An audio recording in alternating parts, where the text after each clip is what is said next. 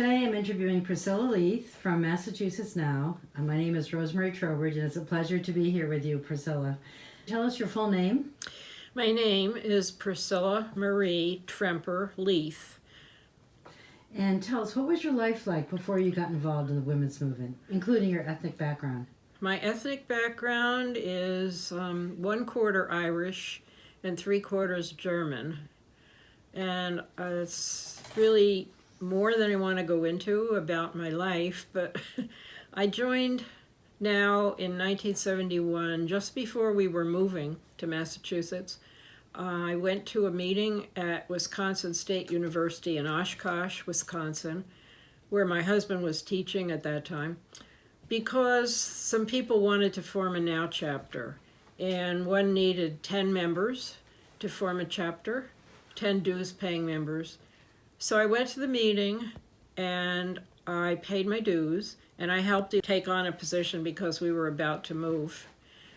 But I did nominate some people for office, and I wanted to get the man who was there, who had always been claiming that he was great on women's rights because of his mother.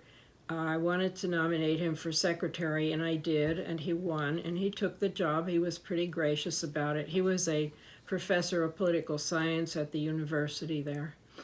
And then we moved to Newton, and that's where I really got into NOW. Well, what year was that again? What year did you get in? 1971. That was Wisconsin. Yes, in May in Wisconsin, and then we moved here in July. So in July, when you moved to Massachusetts, tell us when and where you got involved in the women's movement in Massachusetts. I called, I guess it was Boston NOW. There was no Massachusetts chapter at that time. And I think I went to a meeting, one or two. Anyway, I didn't want to go into Boston. And most of the people there were younger than I was. They weren't married. The activists and leaders were, I'd say, 10 years younger and didn't have children, most of them. So I found the Lexington chapter, and I joined that. And now that was very congenial for me. I ended up being president of it at one time. And I got into the effort to form a state chapter, writing bylaws and all that gory stuff that one has to do at the beginning.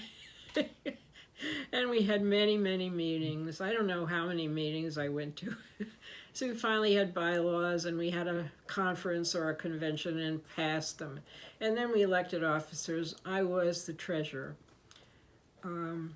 This was the beginning of a chain of officers who were first the treasurer, and then they were the state coordinator.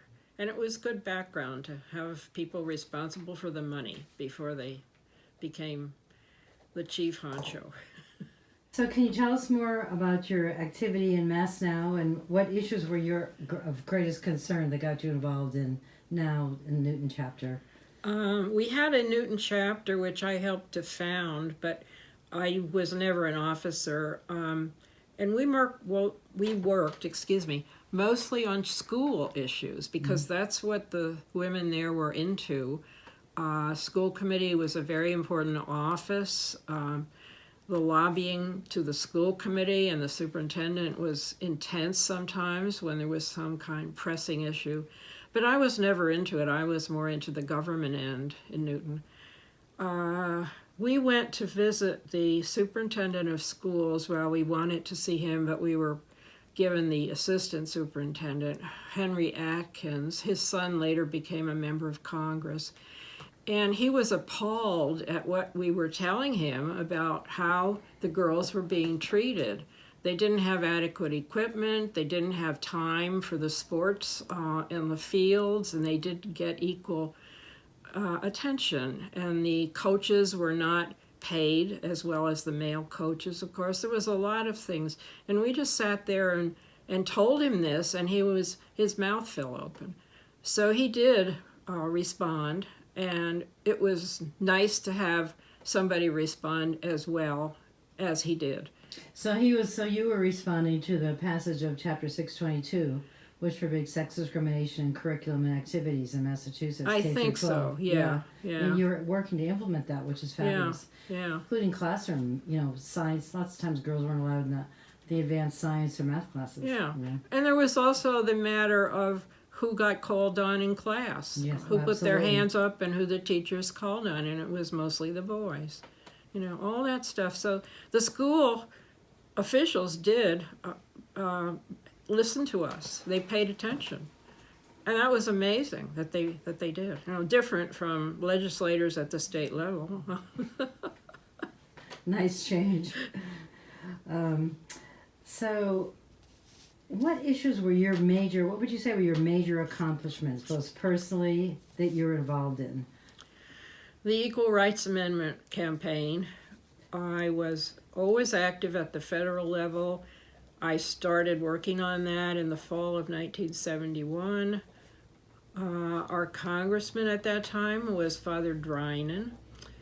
And it just so happened that right behind us in West Newton lived a young woman who had just graduated from Newton High School, and she had a job as the driver for Father Drinan, who did not drive a car.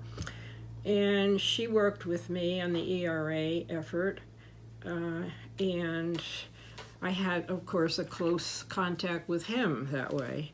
And he was very helpful. He always was. He went to the marches and he carried a banner. I forget what the banner said, but it was something totally irrelevant to his profession. And he was into it. He really was. Then the other issue I ended up working on, and I wanted to talk about this because it was not pleasant. One always has conflicts with what one's working on in a feminist group or organization with one's family. And I had one with my father that was about civil rights and discrimination against black people when I helped to lead a campaign to pass a non-discrimination ordinance in housing, education, and other things in Oshkosh, Wisconsin. My father and mother were visiting me, and my father was not at all in tune with anything liberal. He was a right-wing Republican, a Nixon backer. So I was in the uncomfortable position of having invited a man who was head of the Madison, Wisconsin Commission Against Discrimination to come up and go with us to the meeting, and he was allowed to speak to the council in Oshkosh about it and tell what his experience had been implementing this ordinance. But I had him for dinner first, and my parents were there, and it was just very difficult. The other thing that I got into with the family was I was called, and I don't know why it was me, because I was not the president at that time. I was called to go down to New Bedford when a woman had been raped on the pool table in a bar. Cheryl Araujo was her name. She was 21 years old. She had 2 kids, and she had been out looking for cigarettes, and she couldn't find a store open where she usually went, so she went into this bar and bought a pack of cigarettes and then was going on her way out to go home to her kids. Well, there were some men in there who looked at her and started trying to get into a conversation, and she ended up getting thrown on the pool table and raped by 4 men. The 4 men were caught and arraigned, and on the day that they were to be arraigned at the courthouse down in either New Bedford or Fall River, I was called and asked to come down. The NOW chapter down there wanted somebody from the state organization to come. And they couldn't get anybody else, I guess, so I was the one that they were able to get in touch with, and I said yes, that I would come. I drove down there by myself. I got near the courthouse, and there was no parking. They had capped all of the parking meters within several blocks of the courthouse, I think 4 blocks. So I parked where I could, and I walked. There was nobody on the streets until I got near the courthouse, and then there was a huge crowd of people outside, and I tried to make my way through, and I found that there were TV cameras there, and they were yelling, "There she is, there she is," and they pointed them at me. And then they put a mic in my face and they wanted me to say something, and all I did say was that I was the state coordinator or president, whatever we called it. And I tried to get into the courthouse, but I couldn't make it. I assume the people that wanted me to come knew that I had come because there was a lot of noise about it and the media was covering it. So I just ended up going back home, walking back to my car and driving home. And that was that. Well, that night on ABC, the local Boston station had film of it and me, and it got put on national ABC News, and my mother-in-law saw it down in Pennsylvania. The next time that we were visiting down there, she accosted me, and she said, "Was that you on the camera about, something or other in New Bedford?" And I said, "Yes." And she said, she just got up on her, literally sat like this in her chair and said, "Did you ever have an abortion?" And I said, "No." And then she asked me some more questions, and I just ducked it. She was very hostile. She could be that way. I think that was a rape case that Jodie Foster made a movie about. Yes, it was. Yes, Yeah. Yes, wow.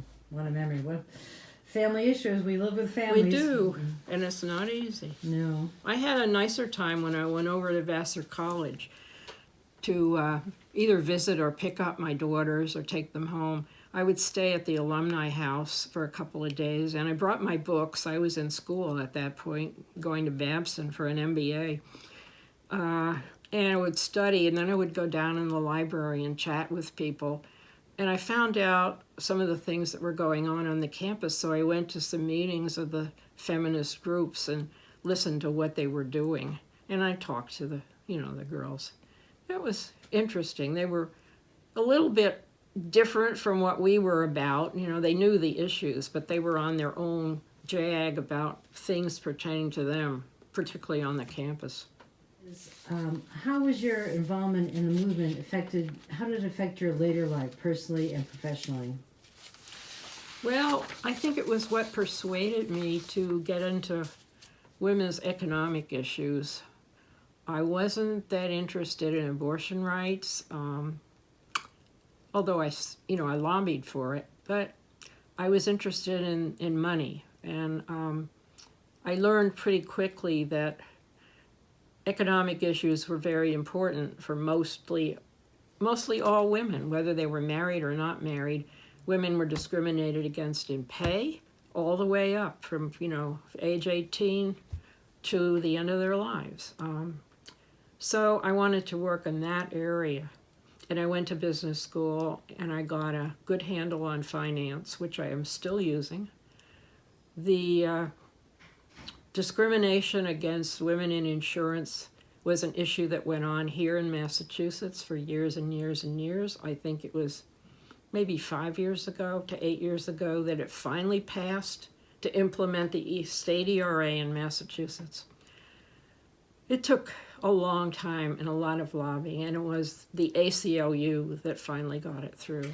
And we passed the state ERA, was it in 1976? 76. So in a few years, like 5 years ago, maybe that was 2016 or something like that. Yeah. Yeah. Well, money talks. The insurance industry was, and I think still is, the major opponent of the Equal Rights Amendment. And it's kind of sad that the people now up at the top levels with the groups that are supporting the ERA don't seem to get it. There's nobody from our era that I know of who's on their boards who is helping them decide, the decision makers. I think they're living in a fantasy world, but that's my own opinion. Have you been active in other areas since the second wave, since the 80s? Yeah, I got into the Democratic Party in Newton, and I was the ward chairman, and from there I went on to the executive board, and it was when we rented space for a headquarters for the Clinton-Gore campaign. I was the secretary, which I don't like doing. None of us liked that job. but it was a place for me to be on the executive committee and have some power, so I took it. The person who was the chair of the city committee in Newton did not drive, and she knew when we took the headquarters that she would have difficulty getting over to the other side of town. It was on the south side on Needham Street, because she lived on the north side and she had to take the bus. That meant she needed somebody else to be over there and on top of things day to day. And since I didn't have a job at that point, I had finished school, I volunteered to do it, and I ended up working there every day during the campaign. It was fascinating. I just loved it. I was in charge of half of the building, which was our campaign, and the other one was Senator Lois Pines' campaign, which was not an easy campaign that year. And I got into the middle of some internal strife, but I managed to duck, not take sides. It was not easy. I remember your involvement in the Democratic Party and the state conventions, especially the convention where we passed Medicaid funding for abortion in Massachusetts. Mm-hmm. And I know you were very involved in that too. Is that the one where, I'm not saying you, but some of the leadership of now had sent a letter to Michael Dukakis, and he didn't answer it? I have no idea. Betsy Dunn and Kay Doherty were the main culprits. They got an answer back, but they never told me. They swiped the letter, which was addressed to me, and they took it to a copy shop and had it photocopied thousands of times, I would say, and they took all these copies to the Democratic State Convention and passed them out, and that's when I saw it. What did the letter say? It said that he was in support of the proposal that we favored or against the one that we for were... Medicaid funding for abortion. Yeah. Yes.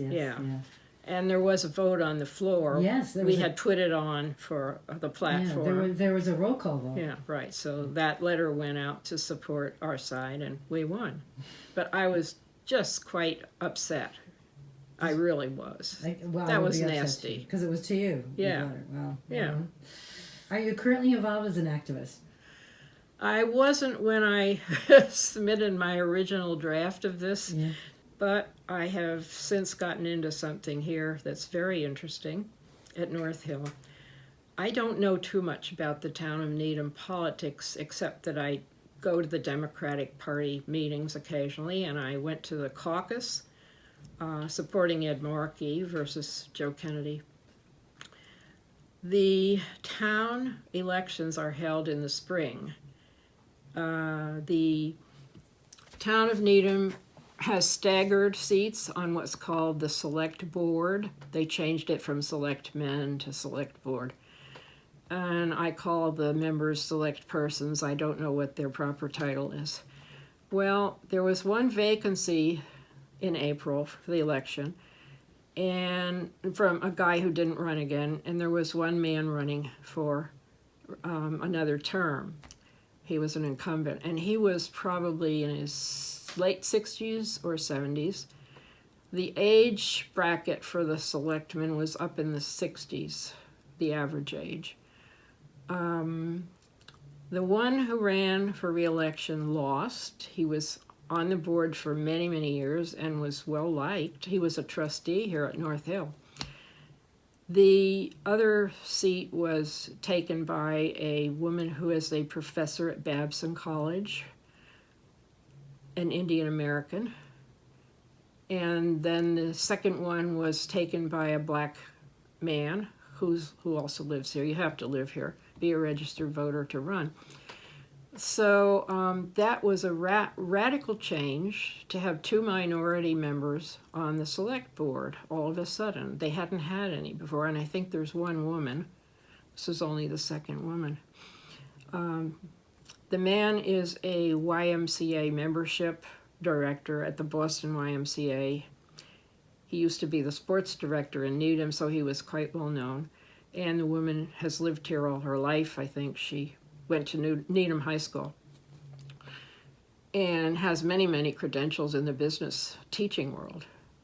So that was a surprise. Well, there's a diversity group here at North Hill, and I am chair of the Civic Affairs Committee, which is supposed to inform residents about issues and candidates in the local and state and national elections and government.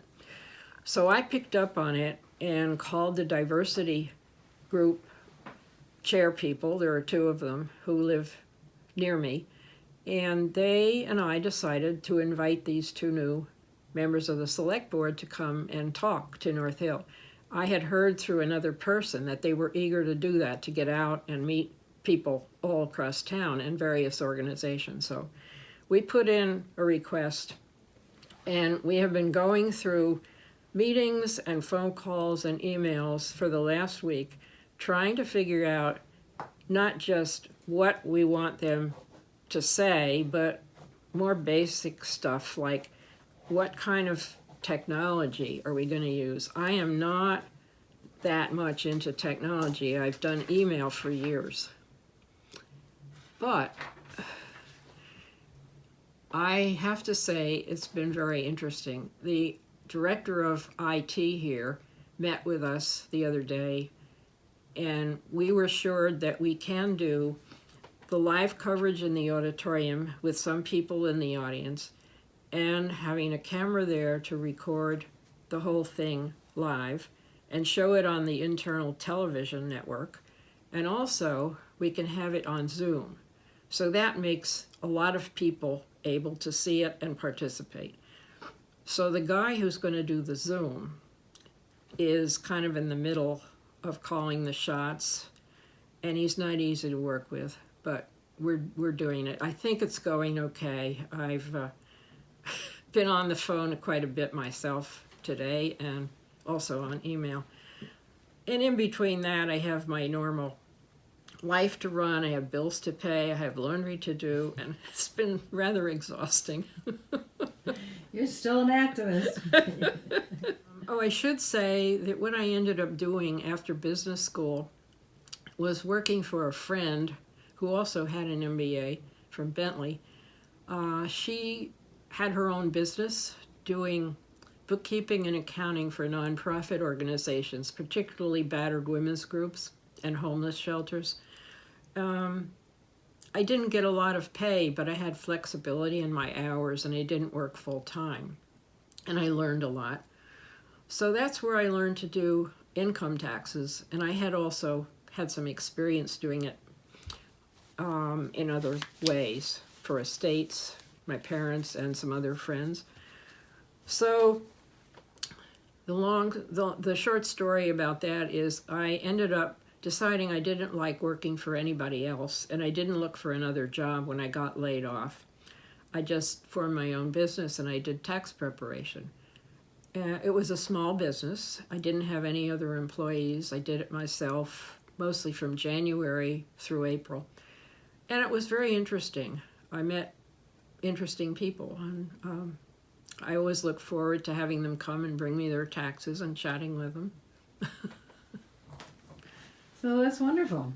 So the Women's Woman took you from being a political activist to being interested in money and women and money, which is a huge women issue. And money. Which it is is. A huge issue. Yeah. I had some interesting conversations on and off with Evelyn Murphy, who was the lieutenant governor at one point. She was very interested in this too, and she did a lot of things as lieutenant governor or even afterwards, working with people to get more economic justice for women in Massachusetts.